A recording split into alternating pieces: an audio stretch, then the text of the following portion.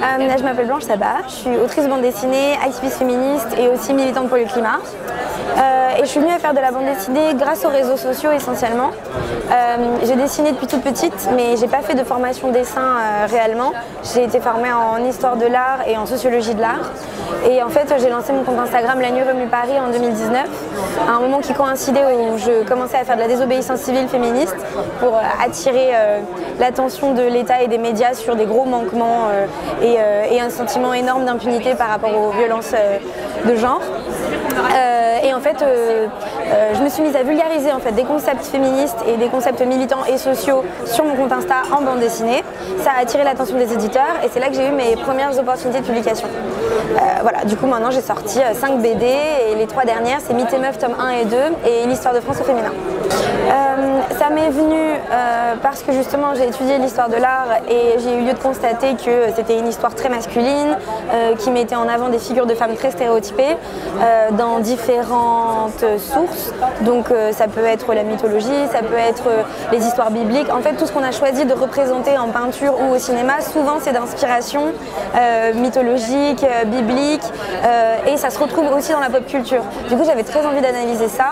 Et pourquoi en BD? Parce que je suis passionnée de dessin, que je trouve que c'est un vecteur très puissant de pédagogie, de vulgarisation et puis que c'est un langage supplémentaire.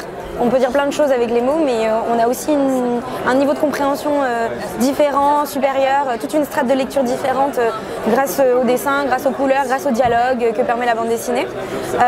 Donc c'était tout naturel pour moi de choisir ce support. C'est un peu différent pour chacune. Dans le tome 1, j'avais à cœur de prendre un peu des figures que tout le monde connaît, de reprendre vraiment des grands mythes. Quand on regarde la table des matières, en fait, même les gens qui n'ont pas lu ma BD connaissent presque toutes les femmes de tous les chapitres parce qu'on a des contes de fées que tout le monde connaît avec lesquels on a grandi, des histoires bibliques assez célèbres quand même. Enfin, j'ai choisi dans la Bible des figures qu'on reconnaît pas mal et il y a assez peu de pop culture. C'est vraiment des grandes figures qui ont traversé souvent notre enfance, notre adolescence, que les gens connaissent. Dans le tome 2, j'ai voulu faire des trucs un tout petit peu moins mainstream en quelque sorte et un tout petit peu moins classique. C'est-à-dire qu'on voit que j'ai plus à cœur de laisser parler ma plume, mon prisme et mes connaissances que de donner à voir des grandes figures qui ont déjà pu être analysées par d'autres penseurs-penseuses en fait. Donc du coup il y a une plus grande place à la pop culture et il y a aussi mon engagement écolo qui est beaucoup plus manifeste dans le tome 2. Parce que je connais mieux mon sujet et que ça me tenait vachement à cœur. Et du coup, comment je l'ai choisi? Il y en a certaines que j'ai croisées dans mes études et en fait ça dépend de ce que j'ai envie de dire. C'est-à-dire que parfois, par exemple avec le mythe de Daphné, j'ai envie de donner à voir une genèse un peu étymologique de certains mots.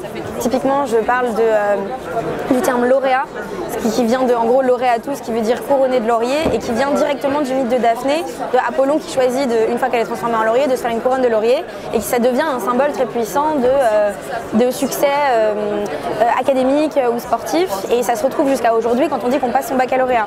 Et ça, je sais que c'est quelque chose qui n'est pas forcément hyper connu. Du coup, j'avais envie de partir d'un mythe pour parler de société. Après, il y a parfois le chemin inverse où je prends un mythe, je prends une figure qui est très décriée et je montre à voir, comme par exemple avec Méduse, à quel point au final, il y aurait plutôt lieu de l'admirer cette figure. Donc, l'idée de bousculer un petit peu les idées reçues qu'on a sur certaines figures.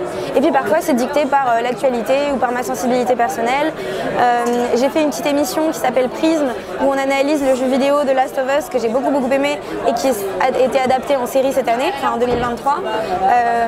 Et analyser ça par un prisme féministe, alors que le jeu vidéo, et encore plus le jeu vidéo post-apocalyptique, s'y prête très peu, et que les femmes sont dramatiquement sous-représentées dans les jeux vidéo. En plus, après le Covid, un truc qui parle de pandémie, je trouvais que ça avait des résonances politiques hyper fortes. Et j'ai parlé aussi de la figure de Sainte-Soline, par ce qui s'est passé dans la mobilisation contre la privatisation de l'eau et les méga-bassines à Sainte-Soline. Et en fait, je ne connaissais pas cette figure biblique, pour le coup, elle, très peu connue. Et c'est parce qu'il s'est passé ça à Sainte-Soline que je me suis dit, tiens, c'est marrant, il y a un nom de femme qui est devenu un nom de champ de bataille, en plus pour la lutte écolo, pour la lutte des territoires. Est-ce qu'il n'y a pas un lien à faire entre lutte des corps, lutte des territoires, écologie, féminisme? Et en fait, en creusant cette personnalité que je ne connaissais pas du tout, j'ai trouvé des liens super intéressants.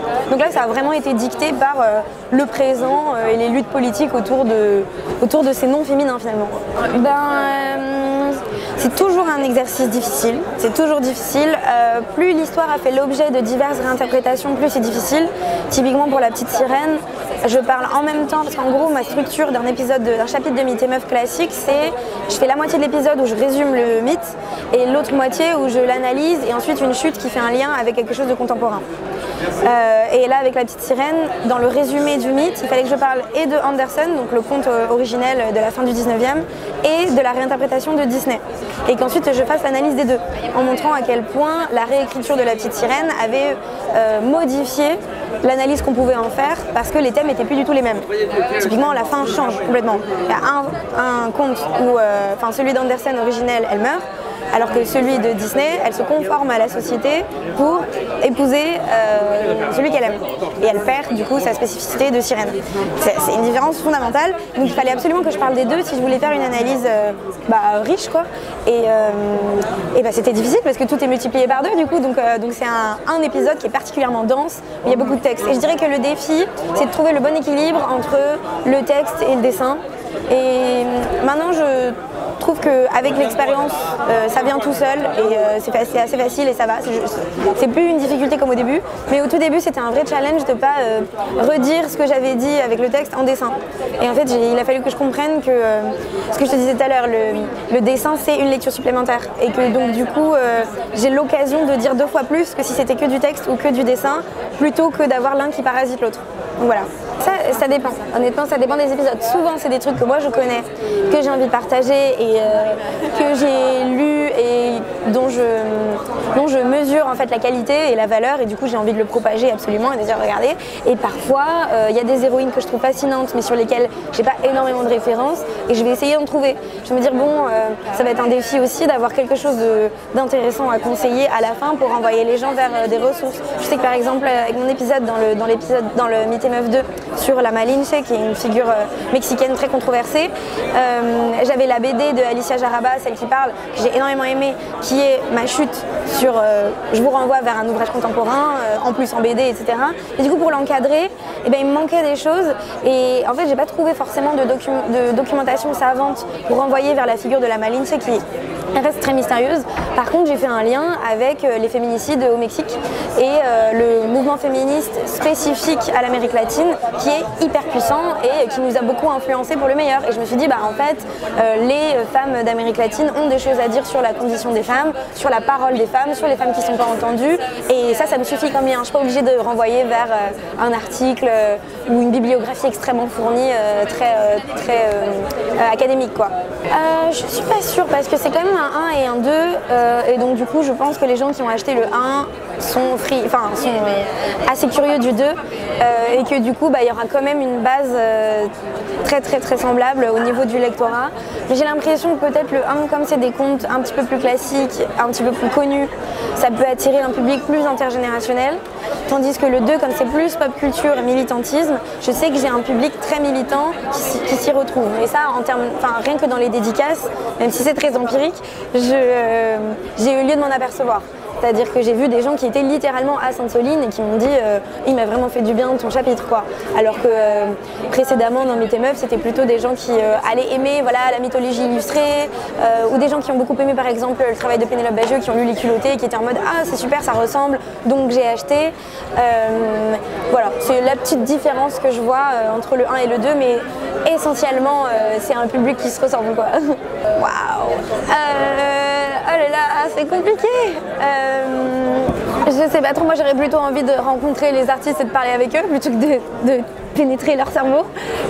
Je serais très curieuse de savoir comment fait Léa Muraviec pour faire ces perspectives hallucinantes et ces personnages tellement expressifs alors qu'ils ressemblent aussi beaucoup à des smileys quoi. En même temps très minimaliste, en même temps vraiment une expressivité impressionnante. Donc voilà, j'étais très impressionnée par Le Grand Vide.